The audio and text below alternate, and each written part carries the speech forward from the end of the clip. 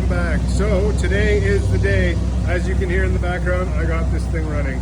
I'm gonna go through a couple things that I did to get it running properly-ish, and go through a couple tech tips that I learned along the way, and also some things that I did that I had to undo.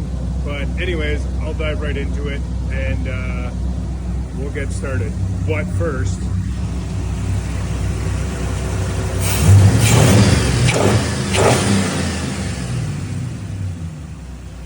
beauty.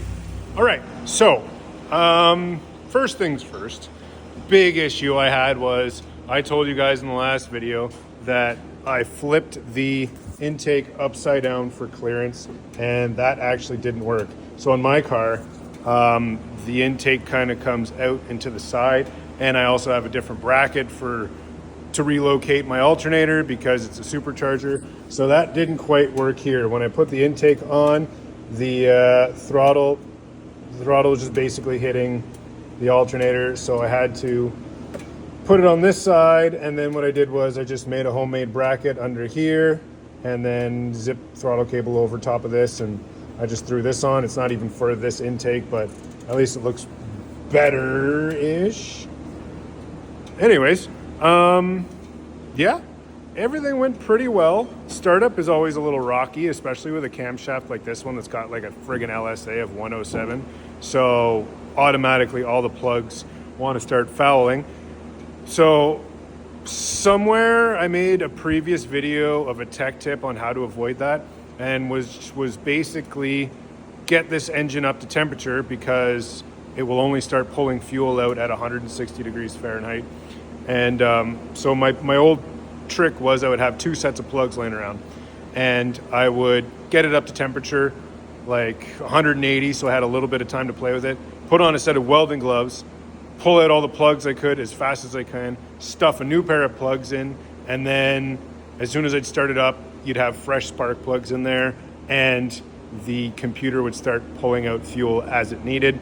And then if you were lucky, the idle would kind of learn itself, and you could just let the truck run, let the car run, and then it'll do its thing, and then check 10-15 minutes later, pull a plug out. The plugs are nice and golden brown, yippee, everything's great.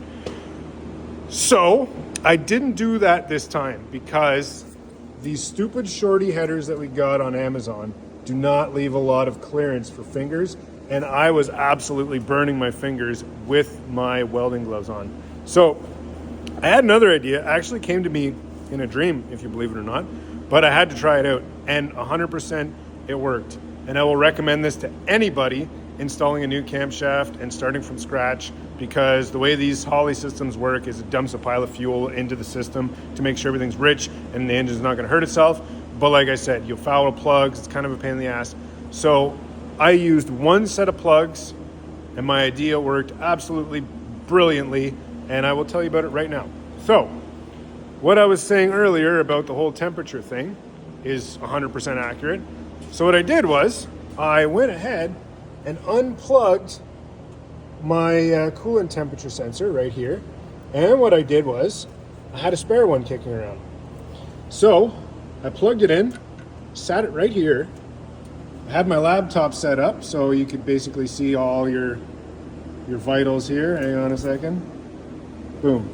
So yeah, I had my laptop set up so I could see all my vitals.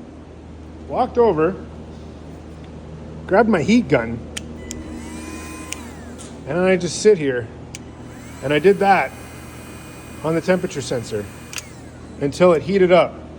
I got it to about 200 degrees Fahrenheit, and it didn't take long, and it wasn't hard to keep it there. As soon as I had it up to temperature, I ran, I started the truck, I made sure that the throttle blade screw was open a little bit so this thing would run, and then just like magic, the second I fired this thing up, I could see on my laptop it was pulling out fuel everywhere it needed to. I sat here for about 10 or 15 minutes with the truck idling and just making sure that that sensor was at the right temperature for the system to be able to pull out fuel. And after about 20 minutes, I shut the truck off, plugged the temperature sensor back in, and everything was good. I pulled out a spark plug to check, plugs looked absolutely fantastic. And as it was pulling out fuel, I was constantly updating the fuel table with what it had learned, and everything went well.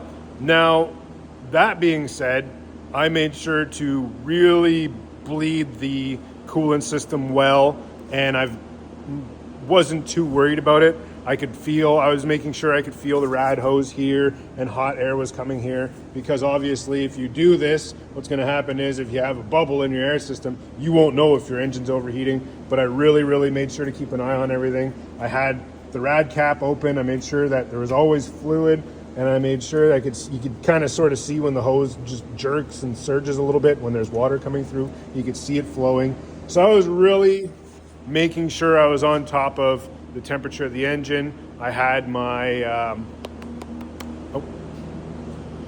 one of these guys, and I would just point it at the cylinder head every now and then, and it would just give me a reading between, well, right now the engine's been off for a little bit, but as you can see, it's fairly accurate. It says 205 on the outside.